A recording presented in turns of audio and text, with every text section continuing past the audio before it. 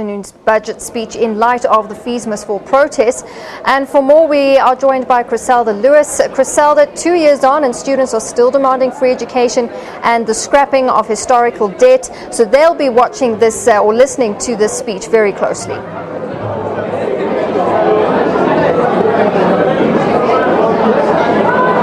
Well, Natasha, I'm live from the Matrix, which is one of the canteens here at Wits University. As you can see here next to me, many of the students have really gathered here. Many are saying, waiting for that budget speech by the Finance Minister, Pravin Gordhan. I almost feel sorry for the Finance Minister at this point because everybody wants a piece of the pie. Everybody believes that they're deserving of a piece of that allocation that the Finance Minister will announce in just under, I think, about a half an hour now, if my watch serves me correctly. But many of the challenges that students say they're experiencing, as we spoke about earlier on, is the scrapping of historic debt, and many complaining about the delays with regard to the NSFAS scheme, saying they're still waiting for word from the NSFAS scheme on whether they will be funded for the 2017 academic year. Some of the stories I think that we're hearing here from these students I think are quite shocking. Some are saying because they're still waiting for some word from NSFAS, some are even homeless,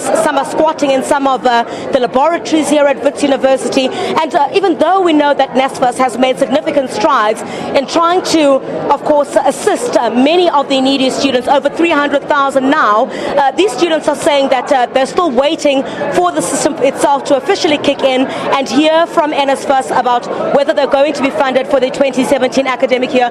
Let's join some of them here at the lunch table this afternoon, and let's speak to just one of these students here. I understand that you're still waiting for confirmation from NSFAS about whether they're going to fund you for the 2017 academic year. Yeah, I'm still waiting for that, and I struggled with paying for accommodation. So my family tried to pay me off campus, so I stay off campus, and I was struggling with money for textbooks this year. So I don't have my old textbooks. I only rely on the library for now on. So I only got a confirmation SMS during January. They said that I'm provisionally funded, and then I called them. They said I should wait for them for further communication, and that's it. So when did you apply? Did you apply on time when they said that you're provisionally funded? Is there any indication about when they will give you a final response? Because they said they did want some of the confirmation that you are registered at one of the universities.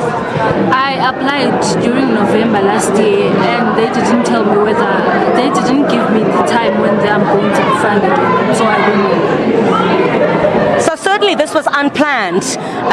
Your parents, I guess, were hoping with the early application that your studies will be taken care of. Have they had to now jostle, perhaps for money, to try and ensure that textbooks and accommodation, as you said, you're now living off campus, trying to take care of some of those basic needs? Yeah, it was last minute things. My mother is unemployed, so she had to go through that stuff. And I'm hoping they reply soon because I didn't pay for the registration fee.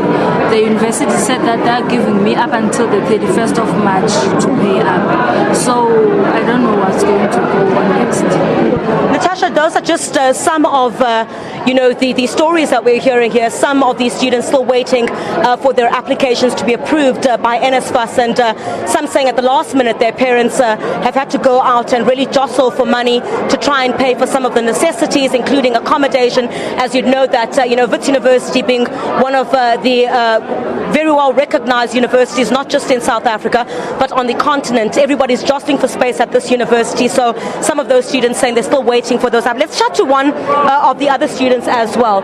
Did you also apply through NSFAS, and have you received a response yet? Sure, yeah. I mean, I've also applied through NSFAS, but my application was a late application. It was after the window period had been opened for those who could not apply during the last year's period. And I've since been waiting for the response. And I mean, obviously this is something that has been going on, not just in my case as well, but a lot of students, like she's saying, are waiting for NSFAS to reply them, and a lot of students are now, as a consequence of that, frustrated, in terms of their registration fees, in terms of their accommodation fees, because of the response that NSFAS has basically not given to a majority of its students at the moment. Where are you from? I'm from Limpopo. You're from Limpopo. So where are you staying? Because when I spoke to you a bit earlier on, you'd indicated that there's absolutely no money. What have you and some of your students tried to do? So currently, I'm just trying to find, spaces to live with friends. What we've done last week is that we were able to get a common room at one of the vitresses, and that's where we squatted. I think it was about 8 or 10 of us who, from different areas, obviously.